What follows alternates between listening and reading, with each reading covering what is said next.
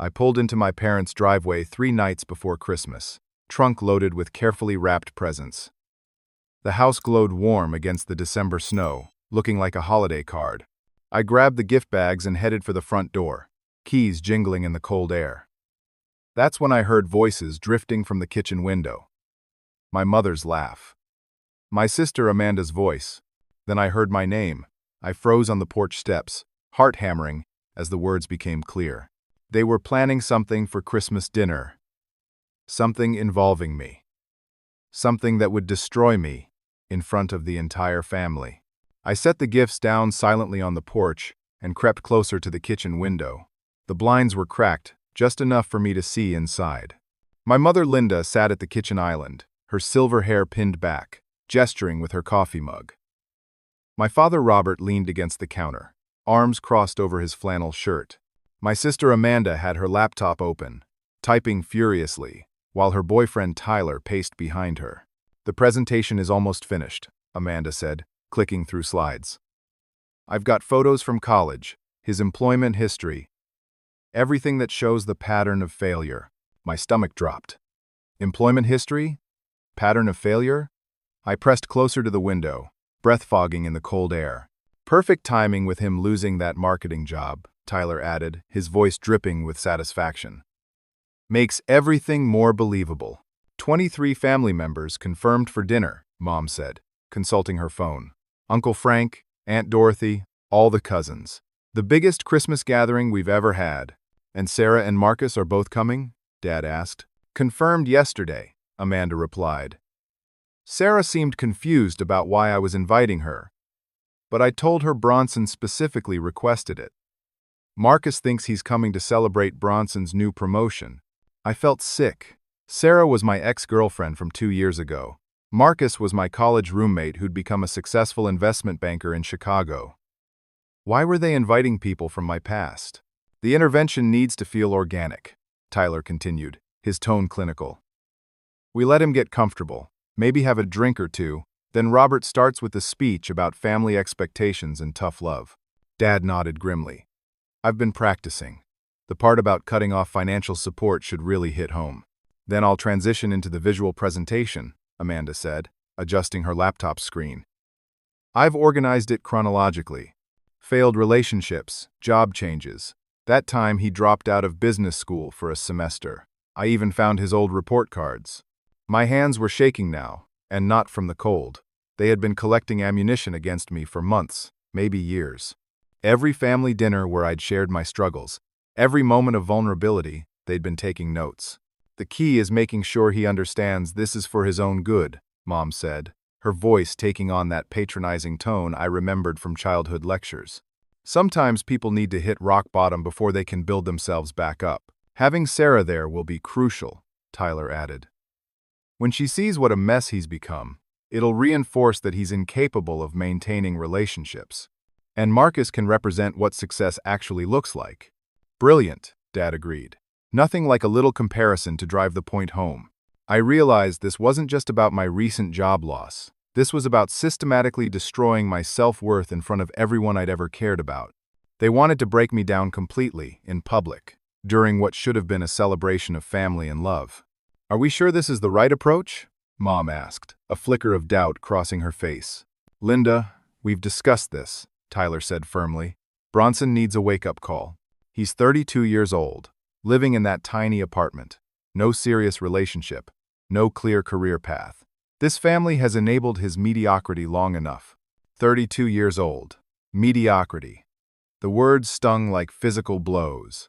"Plus," Amanda added, saving another slide, "once he hits rock bottom at Christmas dinner, Tyler and I can announce our engagement right afterward. It'll be the perfect contrast. Success versus failure. Hope versus disappointment." My sister was planning to get engaged immediately after humiliating me. The symbolism was deliberate and cruel. "The timing couldn't be better," Tyler continued. "My parents will be there, my boss from the law firm. When they see how I've helped this family deal with their problem child, it'll really cement my position." Problem child. I hadn't been called that since high school. "Just remember," Dad said, "we're doing this because we love him. Sometimes love means being cruel to be kind." They kept using that word. Love. But nothing about this plan felt like love. It felt like execution. I backed away from the window slowly, my mind racing. In 72 hours, they were planning to destroy me in front of 24 people. They'd invited my ex-girlfriend and successful friend specifically to witness my humiliation. They'd prepared presentations and speeches. They'd turned Christmas dinner into a public trial where I was the defendant, and they were judge, jury, and executioner. The worst part was realizing they genuinely believed they were helping me. In their minds, this intervention was an act of love. They couldn't see the cruelty, the manipulation, the complete violation of trust. I picked up the gift bags from the porch and walked back to my car, mind spinning. I needed time to think, to process what I just learned. As I drove away from the house, one thought kept echoing in my head. They had no idea what they were really dealing with. The next morning, I sat in my apartment staring at my laptop screen, the conversation from the night before playing on repeat in my mind. They thought they knew my story, but they were missing the most important chapter. For the past 8 months, while maintaining my position at the marketing firm, I'd been secretly developing a task management app called TaskFlow. It started as a weekend project, something to solve my own organizational problems. But as I refined the concept and built the platform, it became clear I'd created something special. The app used artificial intelligence to predict project bottlenecks and automatically redistribute workloads among team members. It was revolutionary. 3 weeks ago, Technova Solutions, a major software company based in Seattle, had acquired TaskFlow for $2.3 million. I'd been planning to announce it at Christmas dinner as a surprise, to show my family that their quiet, struggling son had actually built something incredible. The irony was devastating. They were preparing to humiliate me for being a failure, not knowing I'd just become a millionaire. But there was something else gnawing at me. How did they know so much about my personal life? How did Amanda have access to my employment history and college records? I'd never shared most of those details with them. I opened my laptop and started digging through my emails, bank statements, and personal documents. What I found made my blood run cold. Someone had been accessing my accounts. My credit report had been pulled twice in the past month. My mail forwarding settings had been changed to include my parents' address. 3 pieces of mail from my bank and credit card company had been redirected there instead of coming to my apartment. I called my landlord, Mrs. Henderson, an elderly woman who lived on the first floor of my duplex. "Oh, Bronson," she said when I explained my concerns, "your brother-in-law has been by several times. Very nice young man. Said you'd asked him to check on the place while you were working late. Tyler had been in my apartment multiple times, going through my things." "When was the last time he was here?" I asked, trying to keep my voice steady. "Just yesterday morning, actually. Had a key and everything. Said you'd given it to him for emergencies." I'd never given Tyler a key. He must have had one made somehow. "Mrs. Henderson, I never gave him permission to enter my apartment. He's been breaking in." "Oh my goodness," she gasped. "I'm so sorry, dear. He seemed so official, said he was worried about you." I thanked her and hung up, then immediately called my bank to review my recent statements. The customer service representative confirmed that my statements had been mailed to my parents' address for the past 6 weeks. Someone had called and requested the change, claiming to be me. "Can you tell me what information they provided to verify the change?" I asked. "Let me see. They had your social security number, your mother's maiden name, and your first pet's name. Standard security questions. Information Tyler could easily have gotten from Amanda or casual family conversations. I spent the rest of the day uncovering the full scope of his surveillance. He'd been building a case against me for months, collecting evidence of what he perceived as my failures. He'd accessed my credit report, my employment records, even my college transcripts. He'd been systematically gathering ammunition for their Christmas intervention. But Tyler didn't know about TaskFlow. I'd kept that project completely separate from my regular digital footprint, using a different email address and working on it from a secure laptop I kept at a co-working space downtown. The acquisition hadn't been publicly announced yet, and all the paperwork was being handled by my lawyer, not my regular bank. As I continued investigating, I discovered something even more disturbing. Tyler had been telling people in our social circle that I was struggling with addiction. 3 mutual friends had contacted me over the past month, expressing concern about my drug problem and asking if I needed help. I'd been confused by their calls, not understanding where they'd gotten that information. Now I knew. Tyler had been spreading rumors, laying groundwork for the intervention. He'd been telling people I was stealing money from the family, that I'd asked him for loans, that I was spiraling out of control. None of it was true, but he'd been methodical about planting these seeds of doubt. I pulled up my phone and scrolled through recent calls. There it was. Tyler had called me 6 times in the past 2 weeks. I'd ignored most of them, being busy with the acquisition paperwork.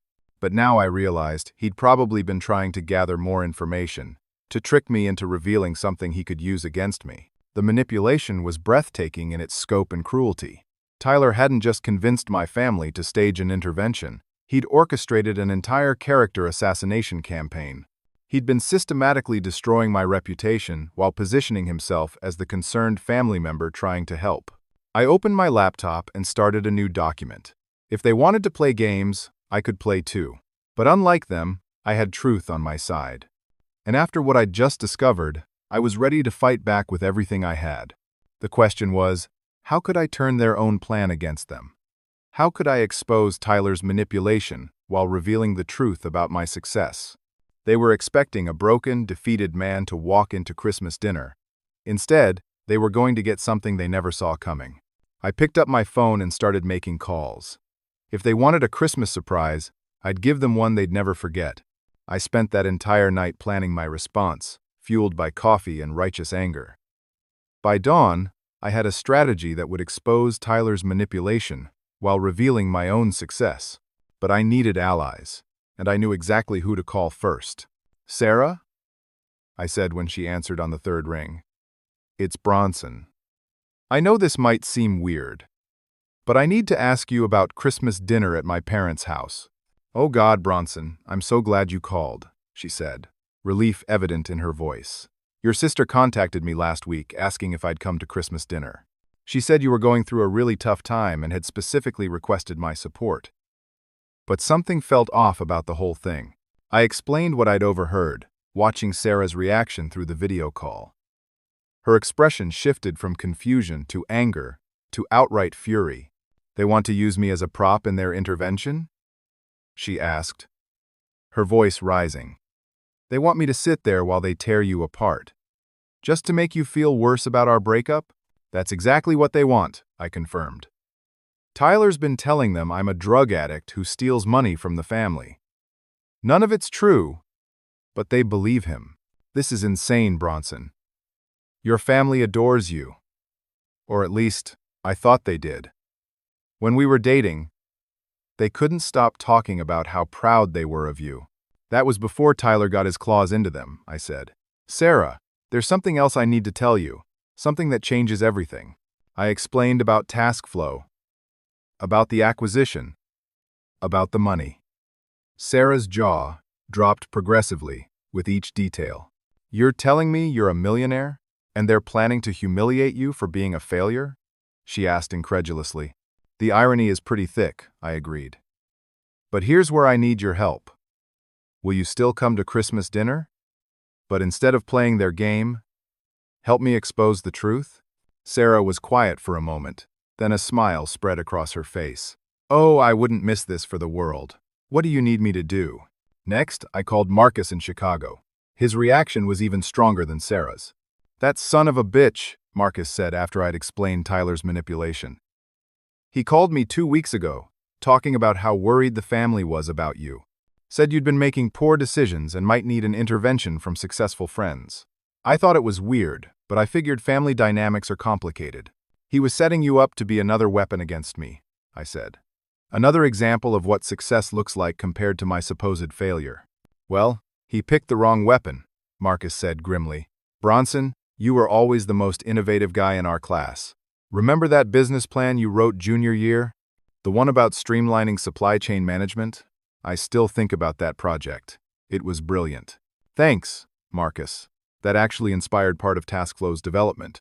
I'm flying in tomorrow as planned. But now I'm coming to support you, not judge you. This Tyler guy has no idea what he's unleashed." With Sarah and Marcus on my side, I felt more confident. But I needed more than allies. I needed evidence and a platform to expose Tyler's lies. I called my lawyer, Jennifer Walsh, who'd handled the task flow acquisition.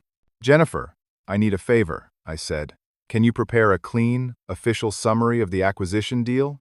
Something I could present at a family gathering to announce the success?" "Of course," she said. "Is this for a celebration?" "Something like that," I replied. "Also, I might need documentation proving when various contracts were signed and when payments were received. Timeline evidence. I can have all of that ready by tomorrow afternoon." "Congratulations again, Bronson. This acquisition is going to change your life." She had no idea how right she was, though probably not in the way she imagined. My next call was to Detective Rodriguez, a family friend who worked with the local police department. I explained Tyler's unauthorized access to my apartment and identity theft regarding my mail forwarding. "That's definitely identity fraud," Rodriguez confirmed. "Changing someone's mailing address without permission is a federal offense. And if he's been entering your apartment without authorization, that's breaking and entering. Do you want to press charges?" "Not yet," I said. "But I want everything documented in case I need it later. I'll start a case file today. Get me any evidence you have, and we'll build from there." Finally, I made a call that would set the stage for everything else. I contacted Channel 7 News, our local television station, and asked to speak with someone about a human interest story. "I'm a local entrepreneur who just sold a tech startup for over $2 million, I told the assignment editor. I was planning to announce it to my family at Christmas dinner as a surprise. It's a real American dream success story, built from nothing in my apartment over 8 months. "That sounds like exactly the kind of positive holiday story we love to feature," she said enthusiastically. "Would you be open to having a crew document the announcement? We could film the family's reaction, really capture the emotion of the moment." "That would be perfect," I said, trying to keep the satisfaction out of my voice. "Christmas dinner is at my parents' house. I'm sure they'd love the attention. We scheduled everything for Christmas Day." The news crew would arrive during dinner to surprise me with the story they'd been working on. Of course, my family didn't know about any of this yet. As the day progressed, I realized Tyler had made one crucial mistake in his plan. He'd assumed I was powerless, isolated, and broken. He'd counted on me being too defeated to fight back. But Tyler had never been in business, never had to negotiate deals or outmaneuver competitors. He'd underestimated who he was really dealing with. I spent the evening preparing my own presentation, gathering evidence of Tyler's manipulation and lies. I had bank records proving I'd never asked him for money. I had phone logs showing his repeated, unauthorized calls to my accounts. I had witness statements from Mrs. Henderson about his illegal apartment entries. I had documentation from friends about the false drug addiction rumors he'd been spreading. Most importantly, I had the acquisition paperwork that would prove I was the exact opposite of the failure he'd painted me to be. By midnight, I was ready. Tyler wanted to destroy me at Christmas dinner? Fine. But he was about to learn that the quiet, struggling Bronson he thought he knew had been replaced by someone much more dangerous. A successful entrepreneur with nothing left to lose and everything to gain. Christmas Eve was tomorrow. The final preparations would begin, and Tyler had no idea that his carefully orchestrated plan was about to become his own public execution. Christmas Eve morning arrived gray and cold, with fresh snow covering the neighborhood like a clean slate. I drove to my parents' house just after 10, carrying bags of last-minute groceries and wearing my most convincing smile.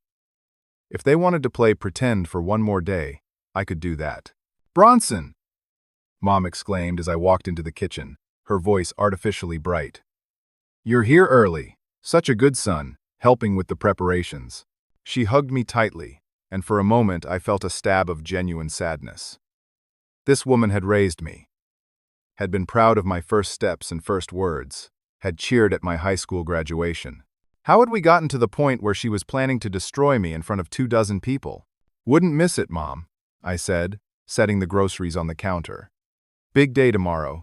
"Oh, yes," she said, eyes twinkling with what she thought was anticipation but looked more like guilt. "Very big day, lots of surprises planned." Dad emerged from the garage, covered in Christmas lights, and looking frazzled. "These outdoor decorations are going to be the death of me," he grumbled. "But the house needs to look perfect. For tomorrow, we're having more guests than usual." "So I heard," I said casually. "Mom mentioned something about Sarah and Marcus coming? That's unexpected." "Well," Dad said, shooting a quick glance at Mom, "we thought it would be nice to reconnect you with some old friends. People who care about you. People who care about me, right." Amanda appeared in the doorway, laptop bag slung over her shoulder. "Hey, little brother," she said, her voice carrying forced cheer. "Ready for the best Christmas ever?" "Absolutely," I replied. "I have a feeling this Christmas is going to be totally unforgettable." She smiled, but I caught a flicker of nervousness in her eyes. The guilt was getting to all of them. Tyler emerged from the living room, and I had to consciously control my expression. Seeing him now, knowing what I knew, was like looking at a snake that had been hiding in the garden all along. "Bronson," he said, extending his hand for a shake that lingered just too long. "Great to see you, man. Looking forward to tomorrow's festivities." "Should be quite a show," I agreed, meeting his eyes steadily. Throughout the day, I helped with preparations, while secretly observing their behavior.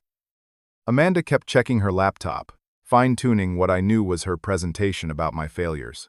She'd titled it Bronson's Life Failures according to what I'd overheard, but now I was curious about the specific slides she'd prepared. Dad spent an hour in the garage, and when I volunteered to help him organize tools, I found him practicing a speech under his breath. "Sometimes love means making hard choices," I heard him mutter. "Sometimes family has to deliver tough truths." The irony was overwhelming. While they prepared to deliver tough truths about my supposed failures, I was sitting on the biggest success story of my life. Around noon, my phone buzzed with a text from Sarah. "Just landed. Still can't believe what they're planning. Ready to back you up tomorrow." Another text came from Marcus. "Flight delayed, but we'll be there tonight. Brought some documents that might interest you about Tyler's financial situation. You're going to love this. Interesting." Marcus had found something about Tyler. I filed that away for later. In the afternoon, Tyler's parents arrived. Harold and Margaret Thompson were well-dressed, conservative people who'd never particularly liked me. They greeted me with polite coldness, and I caught Harold asking Tyler, "Is this the one with the problems?" Tyler's boss also arrived for cocktails, a distinguished man named Richard Hawthorne from the prestigious law firm where Tyler worked. Richard shook my hand with the kind of grip that suggested he was already measuring me and finding me wanting. "Tyler's told me so much about you," Richard said, his tone suggesting Tyler hadn't told him anything good. "Looking forward to tomorrow's family gathering." I smiled and nodded, wondering what lies Tyler had fed his boss about me. As evening fell, more extended family members began arriving for the traditional Christmas Eve dinner. Aunt Dorothy, Uncle Frank, cousins I hadn't seen in years.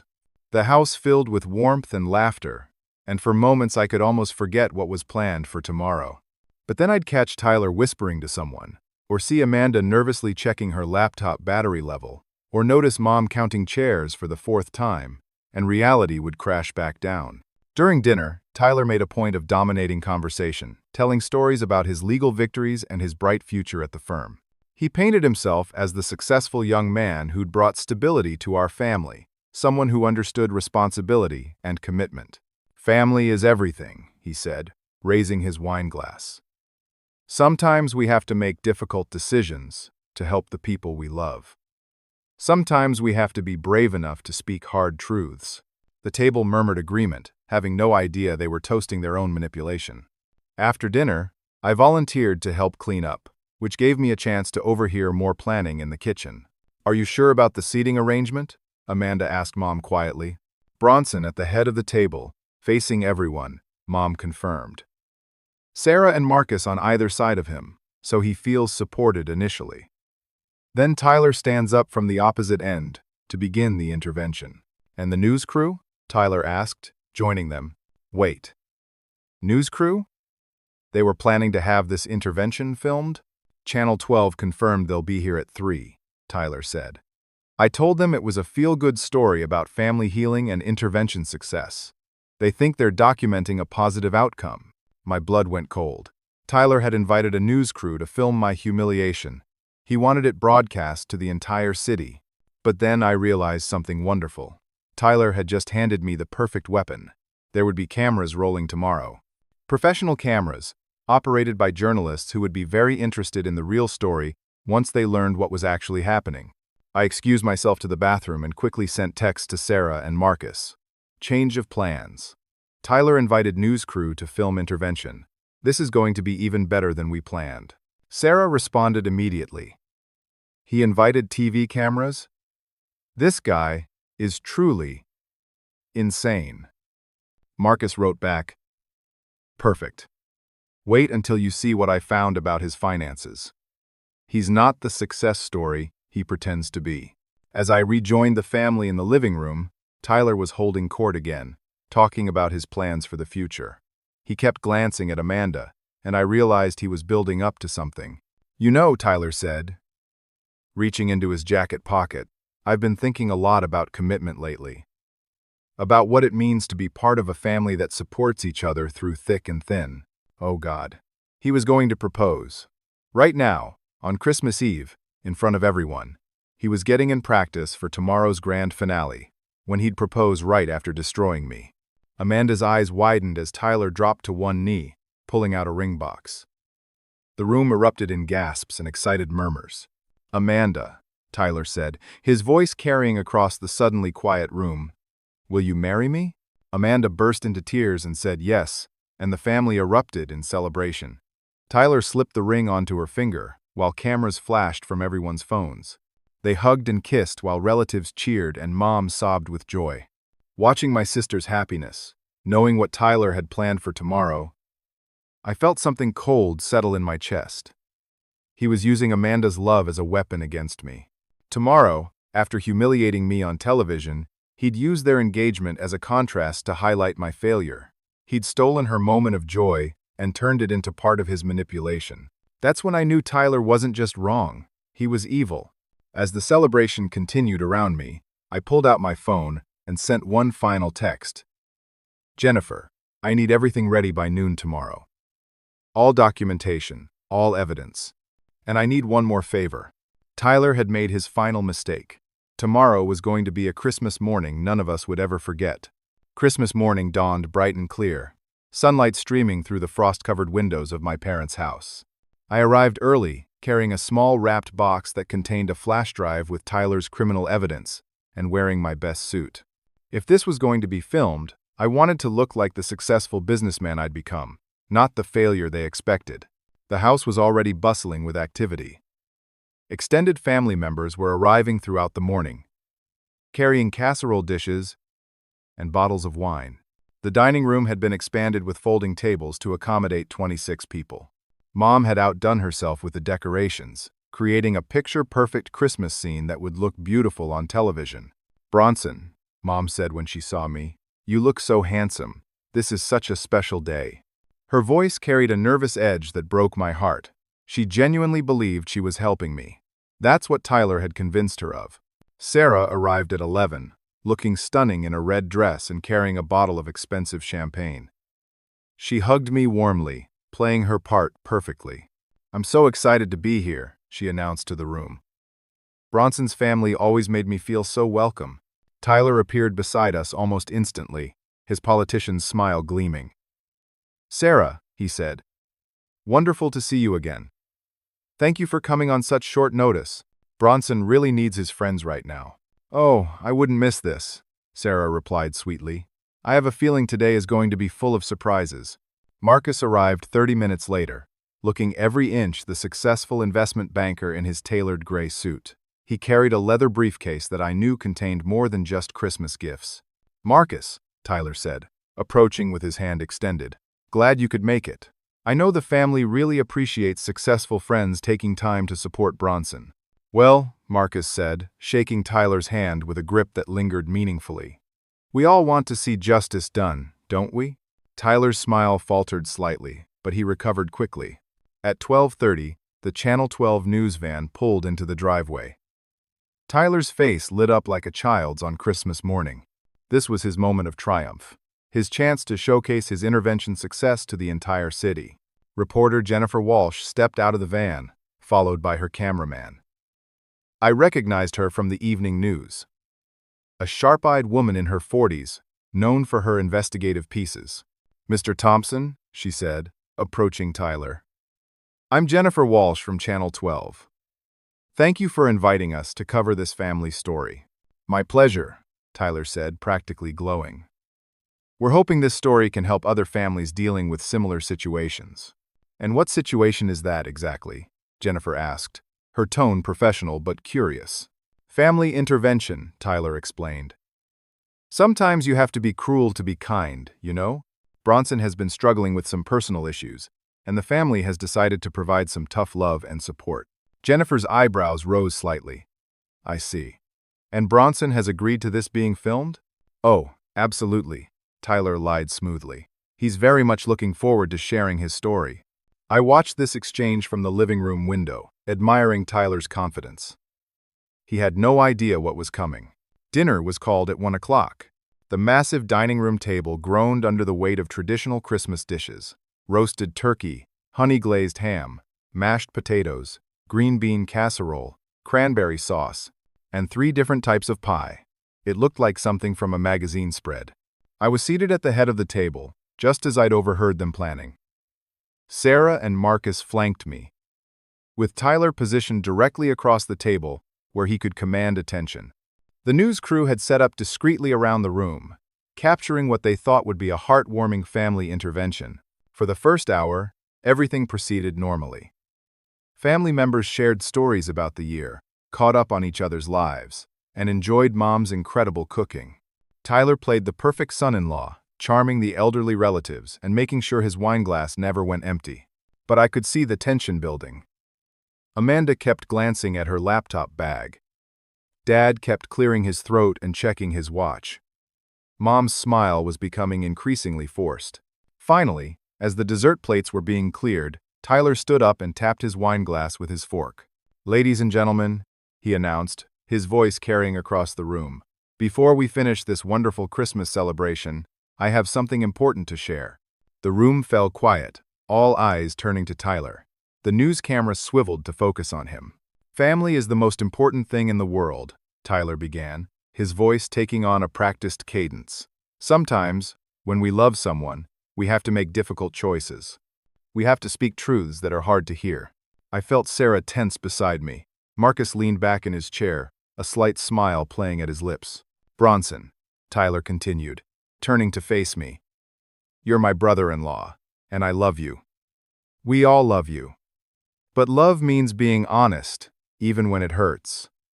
The camera was now focused on me, capturing what Tyler expected would be my growing discomfort and shame. "For too long, this family has enabled behaviors that aren't helping you grow," Tyler went on.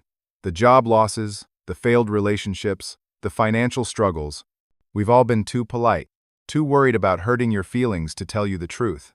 Amanda opened her laptop and turned it around, displaying the first slide of her presentation. It was a photo of me from college, drunk at a party, with the caption, "Pattern of Poor Decisions." "We've prepared some materials to help illustrate our concerns," Tyler said, nodding to Amanda.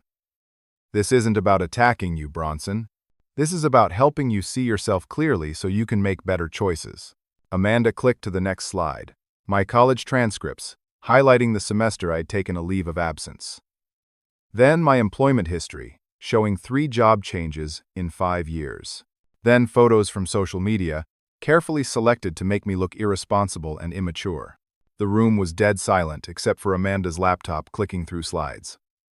Extended family members looked uncomfortable, shifting in their seats. The news camera captured every moment. "Furthermore," Tyler continued, his confidence growing, "I've been monitoring Bronson's financial situation with his permission." Another lie. The credit card debt, the late rent payments, the money he's borrowed from family members. All lies. "Tyler," I said quietly, "I think you should stop now." "No, Bronson," he said, his voice taking on a patronizing tone. "This is exactly the kind of avoidance that got you into this situation." You need to hear this." Dad stood up, his prepared speech in his hand. "Son," he said, his voice heavy with manufactured disappointment, "your mother and I have decided to cut off financial support until you get your life together. Sometimes tough love is the only way to help someone grow up." The camera panned across the room, capturing shocked faces from relatives who were clearly as surprised by this intervention as I was supposed to be. "And," Tyler said, building to his crescendo, "we've invited some of your successful friends here today to show you what achievement actually looks like." He gestured to Marcus. "Marcus here has built a career, maintained relationships, shown real maturity." Marcus stood up slowly, and for a moment Tyler looked triumphant. "You're absolutely right, Tyler," Marcus said, his voice carrying across the room. "This is definitely about showing what achievement looks like." Tyler's smile widened. "Which is why," Marcus continued, reaching into his briefcase, "I brought some documents that I think everyone should see." Tyler's expression began to change. "You see," Marcus said, pulling out a folder, "I ran a background check on Tyler after he called me with such concern about Bronson. And what I found was fascinating." The room was now completely silent. "Tyler's been telling everyone he's a successful lawyer at Hawthorne and Associates," Marcus continued. "But according to these public records, he's actually a paralegal who was placed on probation 3 months ago for falsifying billing records." Tyler's face went white. "Furthermore," Marcus said, enjoying himself now, "Tyler's personal finances show credit card debt of over $40,000 and 3 missed car payments in the past 6 months. Tyler tried to interrupt, but Marcus wasn't finished. "Most interesting of all," Marcus concluded, "Tyler has been telling people that Bronson is a drug addict who steals from the family. But when I checked with Bronson's friends, I found that Tyler has been systematically spreading these lies for months." The news camera was now focused entirely on Tyler, whose confident demeanor had crumbled completely. "That's not," Tyler started, but Sarah stood up. "Oh, but it gets better," Sarah said, her voice cutting through Tyler's stammering. "Tyler called me 2 weeks ago and told me Bronson had specifically requested my presence at this intervention. But when I talked to Bronson yesterday, I learned that wasn't true either." Amanda was looking back and forth between Tyler and her laptop screen, confusion replacing confidence. "In fact," Sarah continued, "Tyler has been lying about almost everything, including the reason for this whole gathering." That's when I stood up. The room fell completely silent as I reached into my jacket pocket and pulled out a folded document. "Tyler's right about one thing," I said, my voice calm and clear. "Today is about truth. Today is about showing what achievement actually looks like." I unfolded the document and held it up so the camera could see the letterhead. 3 weeks ago, I announced, I sold my tech startup, TaskFlow, to Technova Solutions for $2.3 million. The room erupted. Gasps, exclamations, shocked faces, turning from Tyler to me, and back again. "That's right," I continued, letting the words sink in. "While Tyler was breaking into my apartment, stealing my mail, and spreading lies about my character, I was quietly building a multi-million-dollar business."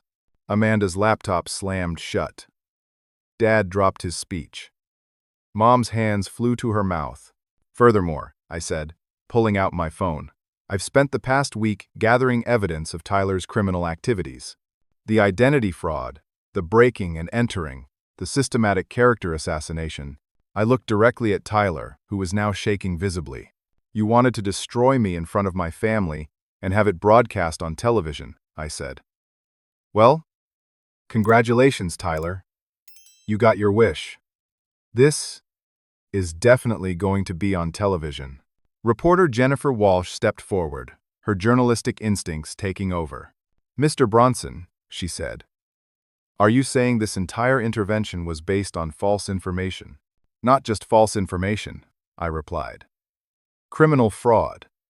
Tyler has been committing identity theft, breaking and entering, and defamation for months, all to orchestrate this public humiliation." The camera was rolling, capturing every word, every shocked face, every moment of Tyler's complete destruction. Tyler tried to speak, tried to salvage something, but nothing came out except incoherent stammering. "Actually," I said, reaching into my briefcase, "there's one more thing." I pulled out a small wrapped box and walked around the table to where Tyler stood frozen. "Merry Christmas, Tyler," I said, handing him the box. "This is for you." With trembling hands, Tyler unwrapped the box and found a flash drive. "That contains copies of all the evidence I've gathered about your criminal activities," I explained to the camera as much as to Tyler. "Bank records proving you lied about me borrowing money.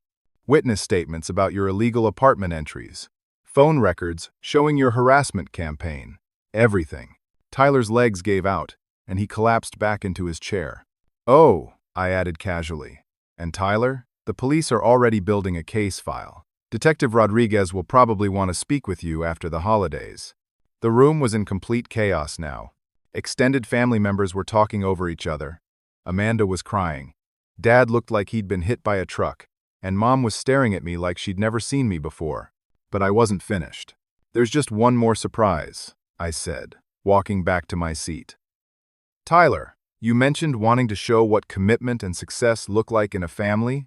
I reached into my other jacket pocket and pulled out a ring box. Sarah gasped and covered her mouth with her hands. "Sarah," I said, dropping to one knee right there in front of everyone, with the cameras rolling and Tyler's world burning down around him. "Will you marry me?" The dining room exploded into chaos as Sarah threw her arms around me, tears streaming down her face. "Yes," she sobbed. "Yes, of course, yes."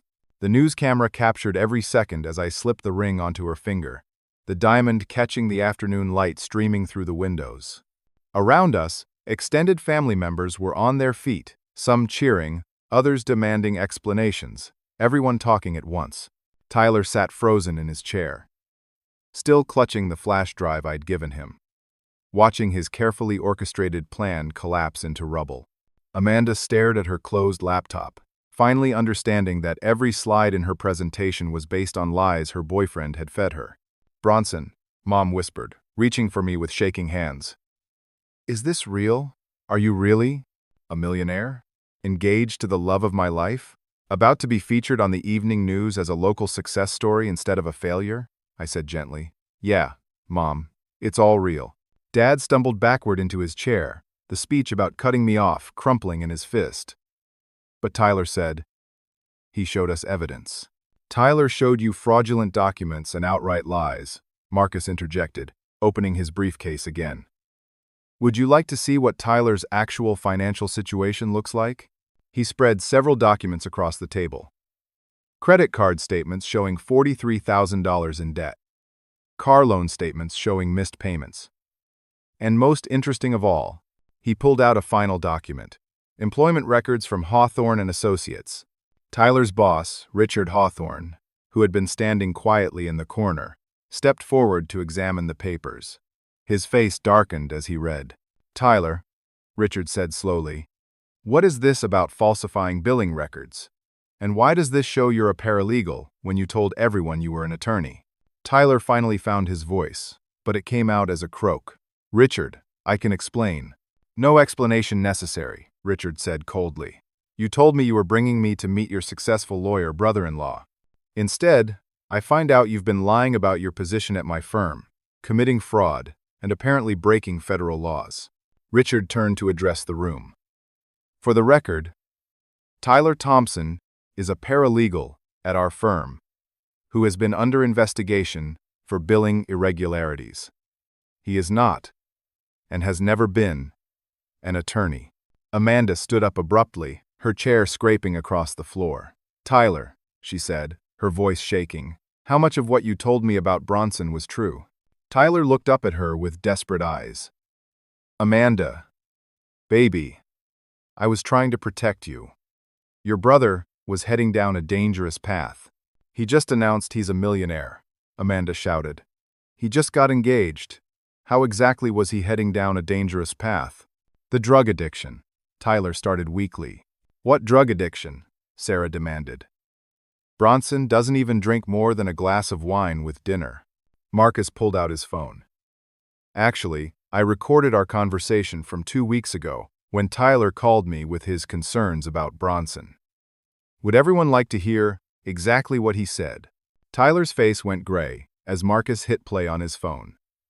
Tyler's voice filled the room. "Marcus, I'm really worried about Bronson. The family is considering an intervention. He's been using drugs, stealing money from his parents, and his sister is afraid he might hurt himself or someone else. Turn it off, Tyler whispered. But wait, there's more, Marcus said, fast-forwarding. Tyler's voice continued. I've been trying to help, but he's getting aggressive when I try to talk to him. He borrowed $5,000 from me last month and I haven't seen a penny back. I never borrowed money from you, I said clearly, for the camera's benefit.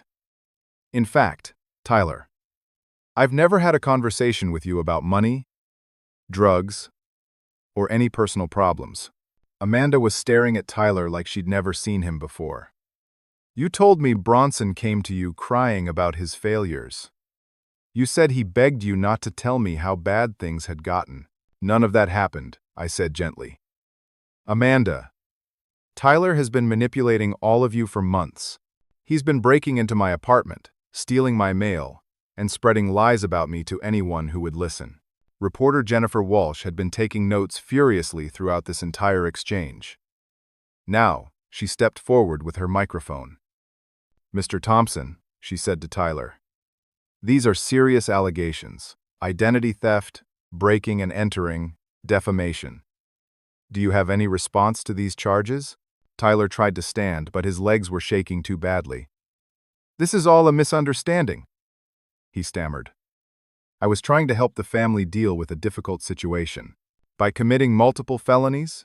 Jennifer pressed. By lying to everyone, including your employer, about your professional credentials? That's when Amanda made a discovery that changed everything. She had picked up Tyler's phone from the table, and the screen had lit up with a text message. Her face went white as she read it. Tyler, she said, her voice barely above a whisper. Who is Jessica? Tyler's eyes widened in panic. What? Amanda was reading from his phone. Jessica just texted you. Can't wait for you to dump that boring fiancé after Christmas so we can finally be together. The engagement ring was a nice touch, though. The room fell completely silent, except for the quiet whirring of the news camera.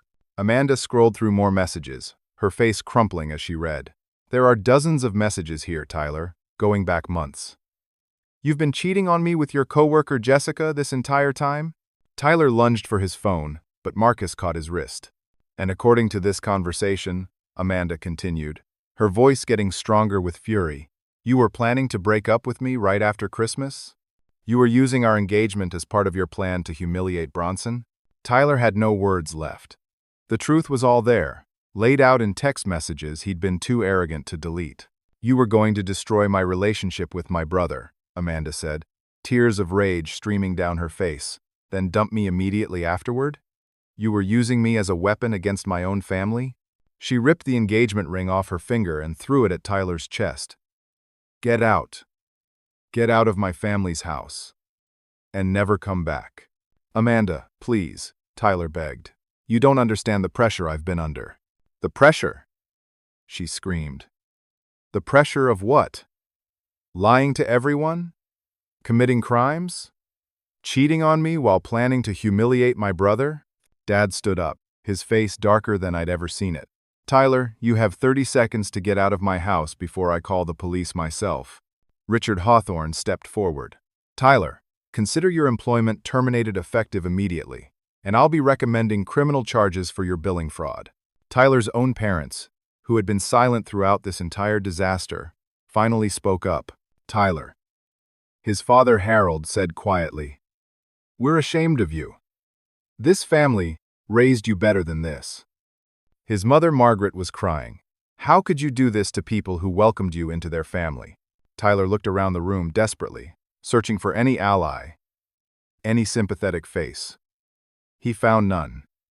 26 people stared back at him, with expressions ranging from disgust to pity to outright hatred. The news camera captured every second as Tyler gathered his jacket and stumbled toward the door, his entire life destroyed in the space of 30 minutes. Tyler, I called out just as he reached the doorway.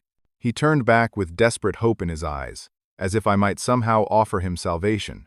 Merry Christmas, I said simply. He fled the house like a man on fire. Jennifer Walsh turned to her cameraman. Please tell me you got all of that. Every word, he confirmed. She turned to me with genuine admiration. Mr. Bronson, this might be the most dramatic reversal I've ever witnessed. Would you be willing to do an interview about how you built your business while dealing with this family manipulation? Absolutely, I said, putting my arm around Sarah. But first, I think my family and I need to have a conversation. The house felt strangely quiet after Tyler's departure, like the calm after a violent storm.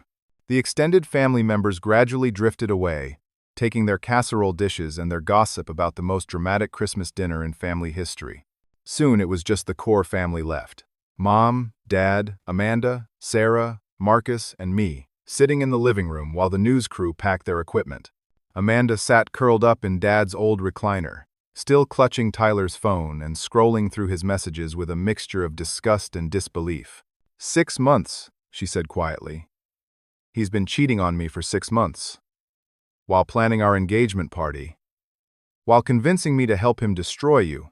Mom reached over and took Amanda's hand. Honey, none of us knew. He fooled all of us. But that's just it, Amanda said, looking up with red-rimmed eyes. He didn't fool us. He just told us what we already believed about Bronson. And we went along with it because it confirmed our worst fears. Dad cleared his throat awkwardly. Son, I owe you an apology that's about 20 years overdue. I looked at him with surprise. 20 years? Remember when you decided to take that semester off from college?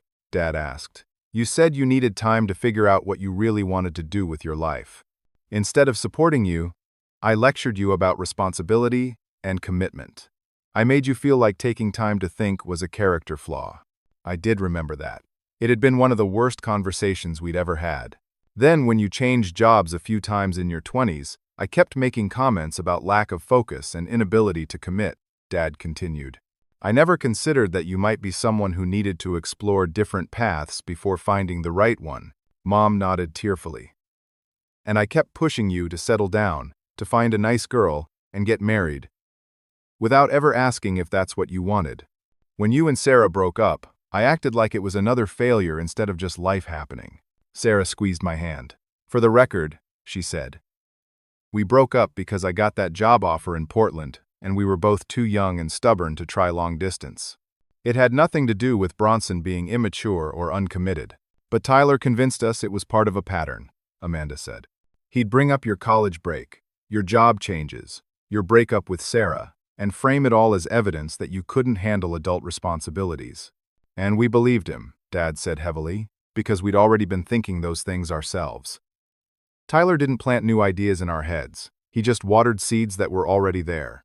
Marcus, who had been quietly observing our family drama, finally spoke up. Can I offer an outside perspective here? We all turned to him.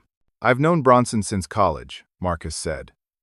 And in all that time, he's been the most innovative, creative, and genuinely good person I've ever met. The semester he took off, he spent it volunteering at a literacy center and learning web design. The job changes? He was always looking for places where he could make a real impact, not just collect a paycheck. He looked directly at my parents. Tyler didn't convince you that Bronson was a failure. He convinced you to reframe his best qualities as weaknesses. His thoughtfulness became indecision. His creativity became instability. His kindness became weakness. Mom was crying openly now. How did we get so wrong about our own son? Because Tyler is a sociopath, Sarah said bluntly. He identified your insecurities about Bronson and weaponized them. Then he positioned himself as the stable, successful son-in-law who could help you fix your broken son. Amanda looked up from Tyler's phone. There's a text here from 3 months ago. He's bragging to this Jessica woman about how easy it was to manipulate our family. He calls us small-town idiots who can't see past their own biases. Dad's jaw clenched. What else does he say? He says the plan was always to destroy Bronson's reputation, get engaged to me, then leave town with Jessica and start fresh somewhere else. He was going to use our family's money to pay off his debts and then disappear. The room was quiet for a long moment as the full scope of Tyler's manipulation sank in. I should have known, Amanda whispered. He was always asking about family finances, about your apartment lease, about your job situation. I thought he was being caring, but he was gathering intelligence. We all missed it, I said gently. Tyler is very good at what he does. He's probably been running cons like this his whole life. Jennifer Walsh, who had finished packing her equipment, approached us one final time. "Mr. Bronson," she said, "I want you to know that this story is going to run tonight as our lead piece, not just because of the business success, but because of what you did here today. You could have destroyed Tyler privately, but instead you exposed him publicly, which protects other potential victims." She was right.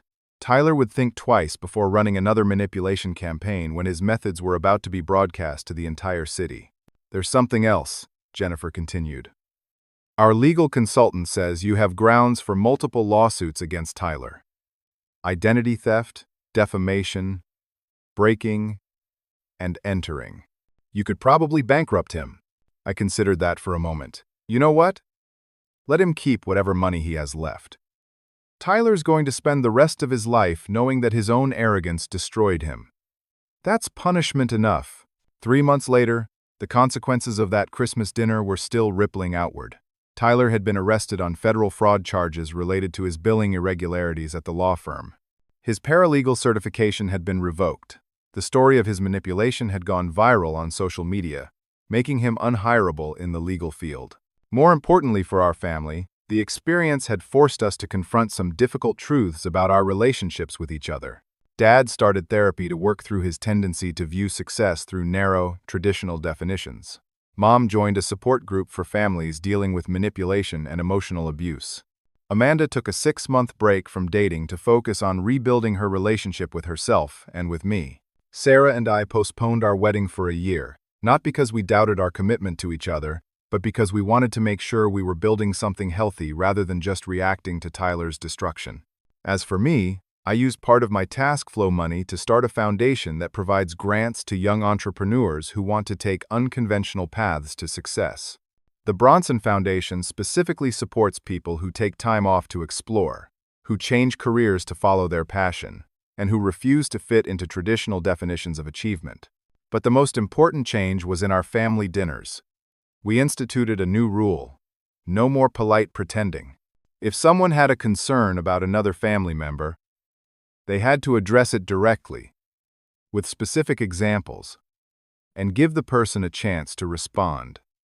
No more whispered conversations in the kitchen. No more accepting secondhand information about each other's lives. 6 months later, we gathered again for Amanda's birthday dinner. As we sat around the same table where Tyler had tried to destroy me, Amanda raised her glass for a toast. "To my brother Bronson," she said, "who taught me that sometimes the best gift you can give your family is the chance to become better people." We clinked glasses, and for the first time in years, every smile around that table was genuine. As I looked around at my family, my fiancé, and my best friend, I realized that Tyler had actually given us an unexpected gift. By forcing us to confront the worst parts of ourselves, he'd cleared the way for us to build something better. I learned that Christmas isn't about perfect families or flawless relationships. It's about forgiveness, growth, and choosing to build each other up instead of tearing each other down. Sometimes the greatest gift you can give your family is the truth, even when it hurts. And sometimes the greatest gift you can receive is the chance to prove that love is stronger than manipulation, that trust can be rebuilt, and that real family bonds can survive even the worst betrayals. Tyler thought he was orchestrating my destruction, but instead he orchestrated our redemption. And that might be the most poetic justice of all. The evening news story had ended with Jennifer Walsh asking a question that I think about often. What would you say to other families who might be dealing with similar manipulation? My answer was simple. Trust your instincts. Communicate directly, and never let anyone else define your family's story. The truth always comes out in the end, and when it does, you want to be on the right side of it. Now I'd like to ask you something. Have you ever experienced a situation where someone tried to manipulate your family or friend relationships? How did you handle it? And what did you learn from the experience? I'd love to hear your thoughts in the comments below. If this story resonated with you, please hit that like button and share it with someone who might need to hear it. And don't forget to subscribe for more stories about overcoming family challenges and finding strength in difficult situations. Thank you for sharing this journey with me. And remember, your family's story is yours to write. Don't let anyone else hold the pen. wishing you and your loved ones a Christmas filled with truth, love, and genuine connection.